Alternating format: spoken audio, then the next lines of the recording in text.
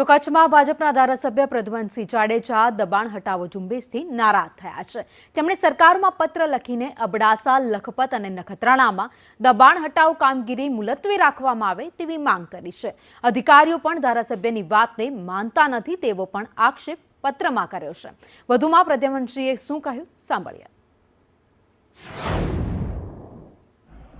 સરકાર તરફથી દબાણ હટાવવાનો જે ઝુંબેશ ચાલે છે એ બિલકુલ વ્યાજબી છે અને અમે એના સાથે છીએ, પરંતુ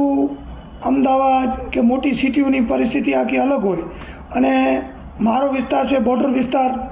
અબડાસા એટલે લખપત, નલિયા, નખત્રાણા બોર્ડર વિસ્તાર છે અને અહીંયા કાંઈ જમીનનું વેલ્યુએશન ન હોય, તો એનામાં જે દબાણ હટાવવાની જે ઓફિસરોની